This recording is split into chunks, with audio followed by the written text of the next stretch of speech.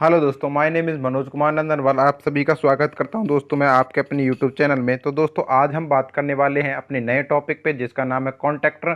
तो इस वीडियो में मैं आपको बताने वाला हूं दोस्तों कि कॉन्ट्रैक्टर किस लिए यूज में लिया जाता है और इसको इसकी जो कार्य प्रणाली है वो क्या है। ठीक है दोस्तों, तो देखिए आपके सामने सबसे पहले आपको यहाँ पे दो कॉन्ट्रैक्टर दिख रहे होंगे। तो देखिए एक ये कॉन्ट्रैक्टर, एक ये कॉन्ट्रैक्टर है। दोनों ही कॉन्ट्रैक्टर सेम प्रोसेस पर काम करते हैं, सेम वर्किंग प्रिंसिपल होता है। लेकिन दोस्तों इन दोनों में अंतर क्या है, ये जो फर्स्ट वाला जो आपको दिख रहा है, ये वाला हमारा कंट्रोलिंग और पावर दोनों का ही काम करता है।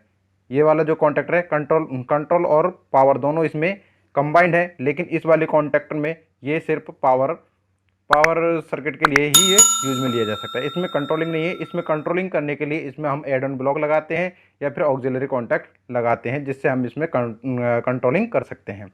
ठीक है, तो देखिए दोस्तों आप सबसे पहले आपको ये जानना होगा कि कॉन्टैक्टर होता क्या है।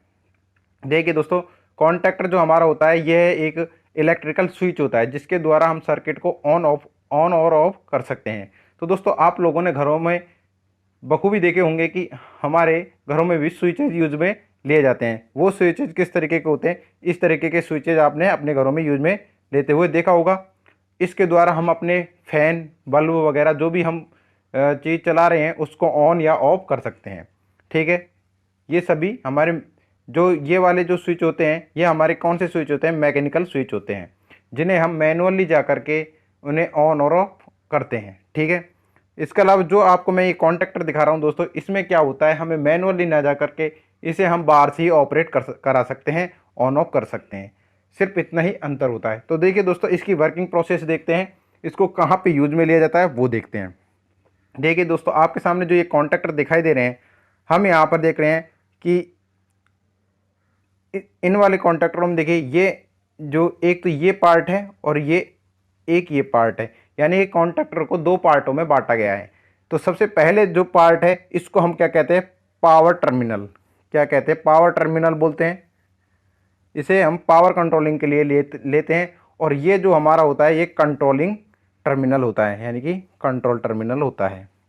ठीक है, इसमें हम 3 फेज सप्लाई देते हैं। देखिए जो हमारा पावर टर्मिनल होता है, यहाँ पे हम क्या करते हैं, यहाँ पर हम अपनी जो R/B यानी कि 3 फेज जो सप्लाई आती है उनको हम यहाँ पर R/B इस तरीके से यहाँ पर हम देते हैं। और इसको ये जो R/B हमने ऊपर दी है इसको हम क्या करते हैं, यहाँ से नीचे से लेते हैं, यानी कि आउटपुट के तौर पर यहाँ से लेते हैं R/B। हम जब ऊपर देते हैं तो नीचे से हमें ये मिल जाती है। और यहाँ पर हमारा मोटर लगा हुआ होता है जिसे हम ऑन या ऑफ इसके द्वारा करते हैं। ठीक है, देखिए दोस्तों आगे आपको मैं यहाँ पे इसके बारे में आगे सर्किट के द्वारा समझाऊंगा कि किस तरीके से ये करते हैं हम। देखिए अब इसमें देखते हैं हम,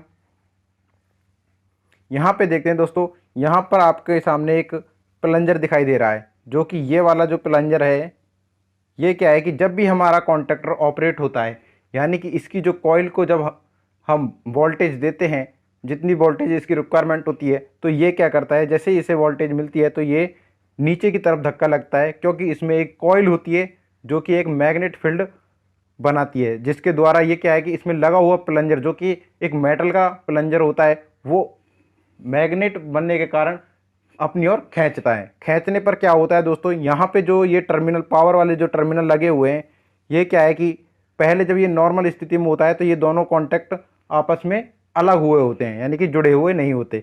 जैसे ही ये इसमें इस वाली कॉइल पर पावर जाती है, जाने पर ये क्या करता है, यहाँ से यहाँ पे जो इसका जो फिलर लगी हुई होती है यहाँ पे, इन तीनों फिलरों को आपस में चिपका देता है। और चिपकाने पर यह सर्किट यहाँ से यहाँ तक कंप्लीट हो जाता है।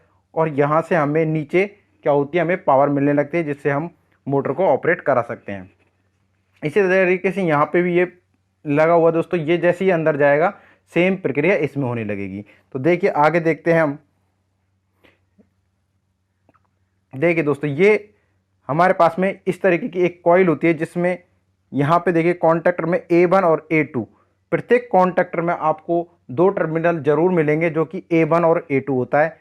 जिसमें क्या है कि हमारे कॉन्टैक्टर की जो कॉइल होती है, यानी कि कॉन्टैक्टर कितने वोल्टेज पर ऑपरेट होने वाला है उसका विवरण लिखा हुआ होता है, यानी कि वह जो कॉन्टैक्टर की जो कॉइल होती है वो कितने कितने वोल्टेज पर ऑपरेट हो सकती है। देखिए 24 वोल्ट पर भी यह ऑपरेट की जा सकती है, 24 पर, 48 पर, 110 पर, 220 पर और 440 पर। ये दोस्तों अपने जो कॉन्टैक्टर हम चूज करते हैं वो कितने एम्पेयर तक का लोड झेल सकता है, उसके अनुसार ही इसकी कॉइल बनाई जाती है। ठीक है, देखिए यहाँ पर जो A1 और A2 आपको टर्मिनल दिख रहे हैं, इसमें देखिए एक तो ये टर्मिनल हमारा A1 और एक A2। तो दोस्तों यहाँ पर कॉइल को ऑपरेट कराने के लिए हमें एक न्यूट्रल और एक फेज की आवश्यकता होती है। अगर मान के चलिए ये जो कॉइल है हमारी कॉन्टैक्टर में लगी हुई वो 220 वोल्ट की है, तो हम किस तरीके से यहाँ पर इसमें फेस और न्यूट्रल देंगे। देखिए यहाँ पर हम क्या करेंगे, 220 पावर सप्लाई से 220 हम यहाँ से डायरेक्ट दे देंगे एसी सप्लाई, और यहाँ A2 पर क्या करेंगे, हम न्यूट्रल दे देंगे। ठीक है, न्यूट्रल और फेस मिलने पर ही ये कॉइल ऑपरेट हो जाती है, और ऑपरेट होने पर ही ये कॉन्टैक्टर वर्क करने लगता है। ठीक है, आगे देखते हैं दोस्तों कि कॉन्टैक्टर का यूज कहाँ कहाँ पर किया जाता है। देखिए कॉन्टैक्टर का यूज अगर हम देखें तो हमारे इंडस्ट्री में ड्यूल स्टार्टर बनाने के लिए हम कॉन्टैक्टर का यूज लेते हैं। ठीक है दोस्तों, इसके अलावा अगर हम स्टार डेल्टा बना के देखें तो स्टार डेल्टा में भी हमें कॉन्टैक्टर का यूज में लेने को मिलेगा। इसके अलावा अगर हम रिवर्स फॉरवर्ड कॉन्टैक्टर की बात करें, रिवर्स फॉरवर्ड स्टार्टर की बात करें तो वहाँ पर भी हमें कॉन्टैक्टर यूज में लेने को मिलेगा। ठीक है, इसके अलावा अब हम देखते हैं यहाँ पर दोस्तों सर्किट के द्वारा कि किस तरीके से हमारा कॉन्टैक्टर वर्क करता है। देखिए दोस्तों, आपको यहाँ पर A1 A2 टर्मिनल दिख रहे होंगे। देखिए ये जो A1 और A2 टर्मिनल दिख रहा है, ये हमारे टर्मिनल दोनों कॉन्टैक्टर की कॉइल के होते हैं। इसके अलावा जो ये यहाँ पे L1 L2 और L3 जो आपको दिख रहा है, ये हमारे पावर सर्किट के पावर टर्मिनलों के टर्मिनल होते हैं। ठीक है, जहाँ से हम यहाँ पे L1 L2 और L3 में R Y B ये जो हमारी 3 फेज सप्लाई होती है वो इसमें देते हैं। इसमें देने के बाद में दोस्तों देखिए कॉन्टैक्टर के जो टर्मिनल जो अंदर से होते हैं वो इस तरीके से ब्रेक हुए होते हैं। नॉर्मल स्थिति में ये ब्रेक रहते हैं। जैसे ही दोस्तों जब हमारे कॉन्टैक्टर की जो कॉइल होती है उसको हम जब ऑपरेट कराते हैं, यानी कि एक फेज और एक न्यूट्रल इन्हें दे देते हैं हम, और हमारी कॉइल जब ऑपरेट हो जाती है तो ये कॉइल क्या करती है, इसमें मैग्नेट फील्ड बनता है, और मैग्नेट फील्ड बनने के कारण इसमें जो ये मेटल वाली जो प्लंजर लगा हुआ होता है, ये क्या करता है, मैग्नेट फील्ड के कारण इसे आपस में खींचता है, यानी कि अपनी ओर खींचता है, और अपनी ओर खींचने के कारण ये क्या करता है, इस सर्किट को कंप्लीट कर देता है, और ये जो तंतु होते हैं ये आपस में इस तरीके से जुड़ जाते हैं। इस तरीके से जुड़ने के कारण जो इसका कॉन्टैक्टर का सर्किट होता है वो कंप्लीट हो जाता है, और कंप्लीट होने के कारण यहाँ पर हमें T1 T2 और T3 पर हमें पावर मिल जाती है। और पावर मिलने के बाद में यहाँ से जो हम जिस चीज़ पर भी हमने आउटपुट दे रखा है, चाहे वो मोटर हो चाहे कुछ और आपने यहाँ पर लगा रखा हो, उसमें जा कर के ये मिल जाती है, और हमारी जो भी लोड है वो क्या है, ऑपरेट हो जाता है। ठीक है दोस्तों, इसके अलावा आप यहाँ पर भी इसे पावर सर्किट के द्वारा समझ सकते हैं। देखिए यहाँ पे हमने एक ड्यूल स्टार्टर यूज में लिया है, जिसमें हमने देखिए ये एक कॉन्टैक्टर यूज में लिया है, जहाँ पे ये वाला A1 है और ये A2 है, ये दो पावर सप्लाई दी हुई है। यहाँ पे हमने हमारे एक कंट्रोल सर्किट है 13, 14, 23 और 24। 23 और 24 हमारा NC पॉइंट है, 13, 14 हमारा NO पॉइंट है, यहाँ पे देख सकते हैं दोस्तों। और यहाँ से हमने L1 L2 L3 पर RYB यानी कि जो हमारी 3 फेज सप्लाई है वो दी हुई है, और यहाँ पर हमारा कॉन्टैक्टर का पावर सर्किट लगा हुआ है।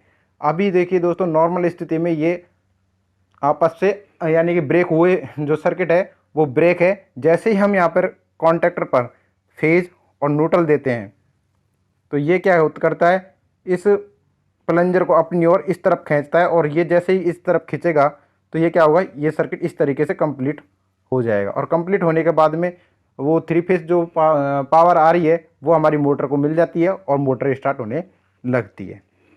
तो दोस्तों यही हमारा कॉन्टैक्टर के कार्य है। तो दोस्तों अगर आपको ये वीडियो अच्छी लगी है तो प्लीज़ वीडियो को लाइक करना और चैनल को सब्सक्राइब करना ना भूलना। Thank you.